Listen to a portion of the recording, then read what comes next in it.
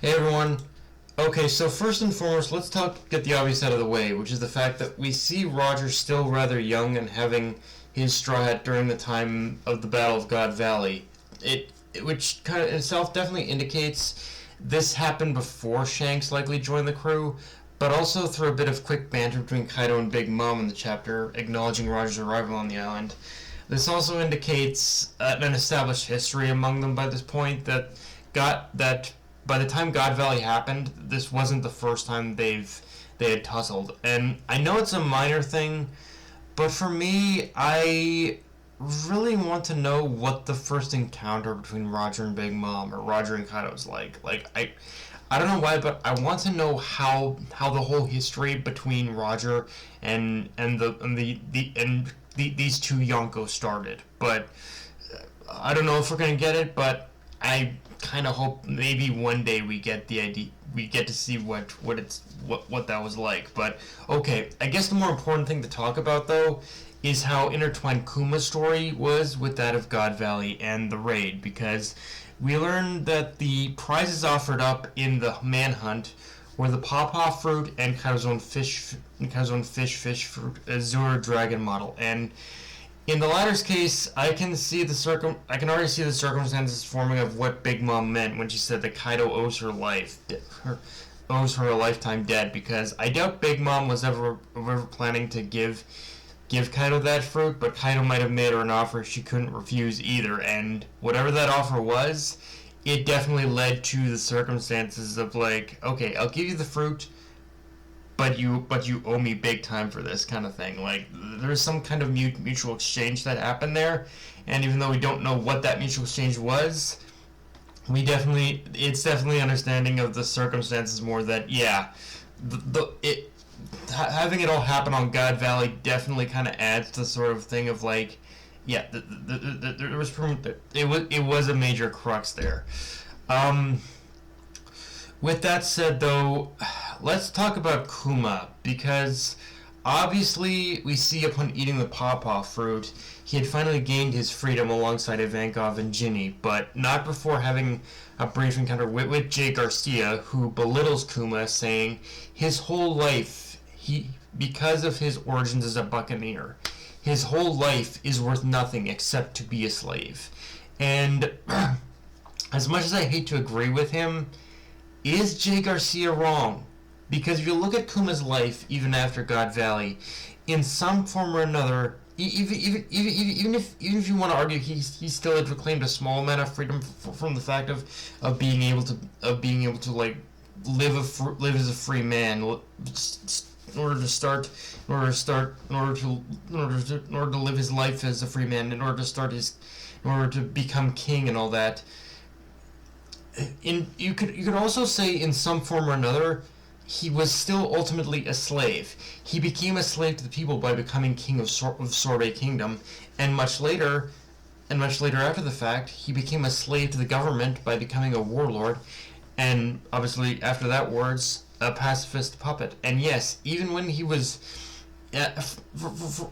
serving under the Revolutionary Army, Kuma, he was still technically a slave from serving under Dragon. Like in some form or another, Kuma in one fashion or another never really did escape being a slave. He always remained one, depending on the way the tides of the world shifted. The only time, honestly, like when I look at Kuma's life, the only time you could, I think, probably say he ever had his own true freedom is ironically when he chose to be implanted with the directive to save the Straw Hats by Vegapunk. Like Kuma in one form or another has always kind of been the servant of some kind of master, even the ones he probably respected the most, like Dragon. But he's never lived a life knowing what it's like in order to kind of truly make his own decisions and truly be free from the shackles of the world that the world has ever placed upon him. But I think in some way he kind of accepted that fact, as long as he could help shift the tides just enough that would bring about the true liberation of the world and the circumstances that would allow Nika to be reborn. Like ultimately having being pretty much a servant of the world only for Nika to be reborn was his ultimate goal. Having said that, I do want to make a small mention of Ginny in this chapter, which, first off, major correction on my part, but Ginny and Ivankov aren't actually siblings. It's just a nickname she had for Ivankov, so sorry about that.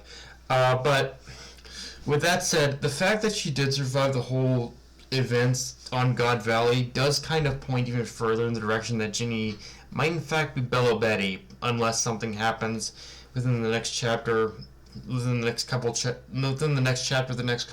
of this flashback to prove me otherwise. But even putting that aside, more importantly, that moment where she finally was able to feel the sensation of being full, having a full stomach, and eating a real meal for the first time in who knows how long.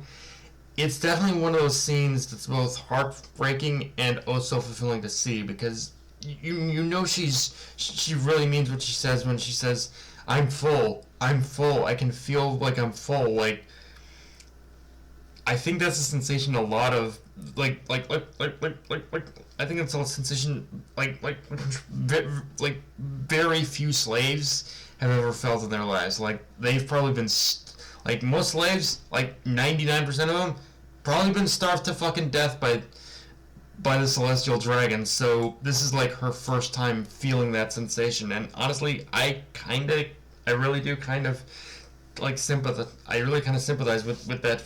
I really do kind of. It's one of those moments that really makes you kind of put into perspective of just real world lives and whatnot, and like how many out there are probably starving, and how lucky are we who live normal lives to in order to be able to eat food every day, to be able to like in order to be able to eat food every day, in order to be able to know that we won't go hungry, but there are still those who don't know. It's like, yeah, it's very interesting.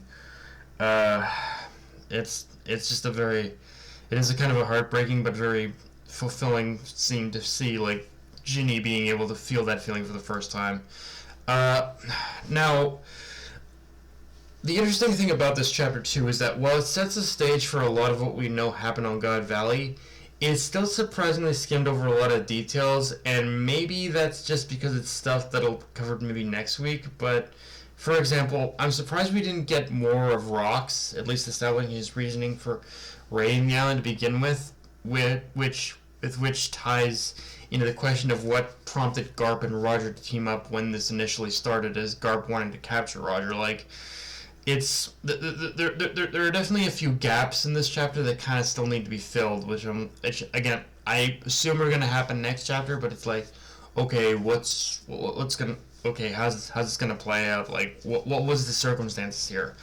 Now, with that said, I do want to talk about the theory I have that I talked about yesterday in regards to Luffy's origins, and specifically who his mother is or could be.